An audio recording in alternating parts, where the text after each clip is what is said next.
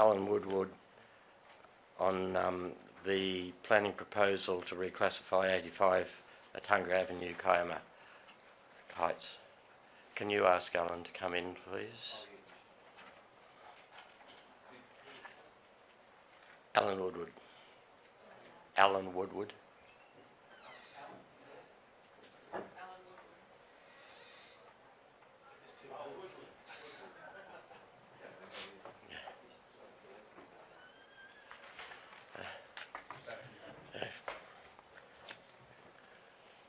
Thank you, Alan. You have been to public access before. You know the 5 minutes. Yes. You have 5 minutes, and then please remain there because there will be questions, no doubt, from councillors. Thank you. All right. Okay. Mayor, councillors, senior staff, thank you for the opportunity to speak this afternoon. I'm Alan Woodward. My family has lived in Kiama Heights for 21 years. I'm speaking today as a member of the Kiama Heights Residents Group, which has more than 200 members. I do want to say at the outset that we have found the process leading up to this meeting frustrating and at times unsatisfactory. So we have appreciated Council's decision last November to defer its decision on the reclassification of 85 Attunga Avenue and to provide more time for community submissions earlier this year. We have used these times to try and correct misunderstandings and gaps in information and to put forward the community's views. And we appreciate again this opportunity this afternoon to put our views forward. There is strong local neighbourhood support for the retention of 85 Attunga Avenue as community land. There have been more than 40 submissions to Council, all objecting to the reclassification. The Central Precinct Committee has formally recorded their support, and today a petition with more than 400 signatures calling for the retention of this land has been forwarded to Council. There is evidence of a groundswell of community sentiment. This is not just the voices of a few noisy agitators. There are several reasons why the community is calling for the retention of this community land. First, and most importantly, the local residents want to use the land. Now, I know some would question that, saying this is an underused vacant block, that it does not even look like a park, and we would agree. Much more could have and should have been done with this land to date. Yet, local residents have galvanised in their wish to retain this land. And people have many ideas. Some would like to see seating and perhaps exercise equipment. Others would like to see a community garden or play equipment for young kids. Some would like to see the planting of trees and species local to the area. We would like it to be identified as a park, fenced, maintained and used as a park. The past year has reinforced to us all the value of open space in local areas. It is state government policy to retain and promote local open space for health and social well-being. As Kiama Heights population grows and changes in age profile and family mixes, the need for this space, this community land, will increase. This is a local community in transition. To lose the land now would contradict current and future local resident needs. Here are some quotes from local residents. Please keep outdoor spaces for communities to gather and enjoy the great outdoors, so important for all ages. And another, save it and plant it out and add a pathway. We need green spaces. It should not have been cleared in the first place. And community engagement is good for everyone's mental health, particularly in these COVID times. The second reason, there is not an obvious case for the sale of this land following reclassification. There has been no plan provided, no details specifying what the proceeds from a sale would be used for. So it seems there is no stated benefit back to the Kiama Heights neighbourhood or the broader community in exchange for the loss of an asset. And yet, if it occurs, the reclassification and sale of this land involves taking a right from the community, a right to access and use that parcel of land. For that right to be dissolved, there needs to be a much clearer benefit proposition to demonstrate that the community's interests are being upheld. Third, it would be profoundly unfair to take away one parcel of community land at Kiama Heights. The neighbourhood has only 2 parks reported in the Council's plan of management for parkland, whereas other areas like Minamurra and Giroa have considerably more. So we believe that there is a strong case for retaining 85 Attunga Avenue as community land, and we struggle to understand the case for doing otherwise. We would like Council to work with residents towards a shared vision for this use of the land, and we would like to be seen as an asset that will support a range of activities to meet community needs now and into the future. Thank you. Thank you, Alan.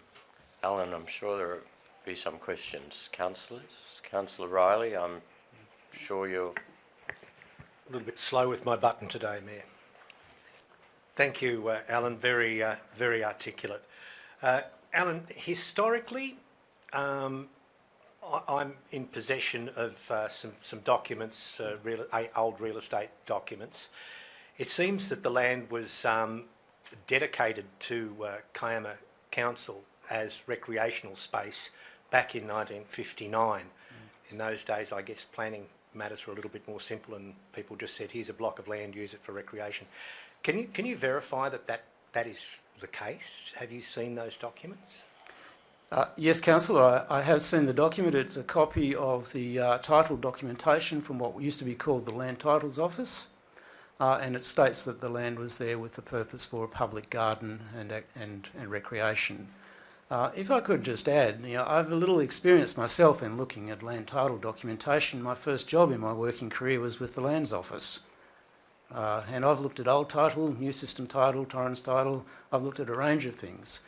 And the sort of notation I see on that title to me is quite familiar, where a land was intended essentially to be a reserve. Okay, thank you very much. Councillor Rice? Councillor Brown first, please. Thank you, Mr Mayor. Alan, you might remember in November last year I moved a motion for Council to go through a process. Were you consulted in part of that process, and have you had any feedback from that process of that motion of Council? As I recall, Councillor, the motion indicated that there should be a small delegation of Council formed to undertake conversations or negotiations with the East family that own the private land to the north abutting the community land parcel. In meetings with the Mayor and the Acting General Manager over the last month or two, we had been advised that there were some discussions that the Mayor may have had with the East family, and we were advised that the East family were reluctant to have further discussions, but that's as much as we know. Councillor Rice? Thanks, Mr Mayor, and thank you, Alan, for your presentation and the research that's gone into that. As I've read through the documents, I've noticed that there's some irregularity in whether or not this land is recognised as a public reserve. You made reference to 2 parks being recorded in the plan of management for parkland. Is this one of those that is recorded in that plan of management? Yes, it is. There are 2 parcels of community land in Kiama Heights mentioned, this one at number 85 Attunga and the other at 78 Attunga. Thank you very much. Councillor Watson? Councillor Rice, can you turn your microphone off, please? Councillor Watson? Just a question, Alan. You mentioned old title. I actually on a block of land which is old title, and our boundaries aren't really 100%. He says quietly. But I take it in this case there's no ambiguity that it's another block of land or something like that. You're pretty certain that 85 is the old title block? Well, in fact, the copy of the land title is not old system. In fact, by 1950s, 1960s, everything has moved to Torrens title.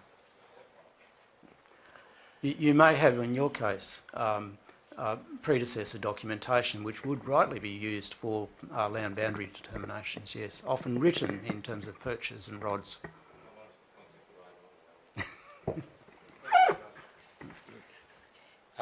Thank you, Mr. Mayor. Look, Alan, this is new to me that this documentation is there. Can somehow it be furnished to all councillors? Either Councillor Riley might have it already, so we can see it in the next half hour by the look of it. Is that correct? Yes. Okay, thank you. Councillor Steele. Thanks, Mayor. Alan, in my opinion, in the future, the near future, the land behind this block will eventually be residential. It's too valuable. It's probably the most valuable land in the municipality at the moment with the views and everything. Having that, keeping that park there would have to be an asset for the houses that will eventually be built there. What's your thoughts on that? Councillor, I think you, in many respects, are reinforcing the comment I made earlier, and that is that we have both current needs and future needs. Already in the Kiama Heights neighbourhood, there's been an increase in housing through dual occupancy provisions, and there's likely to be additional development in various parcels of land surrounding the existing boundaries of Kiama Heights. So I think, yes, an eye for the future is needed, and we need every piece of open space we can get. Thank you. Are there any other questions? If not, thank you, Alan, and this will be dealt with tonight in the meeting. Thank you. Thank you all.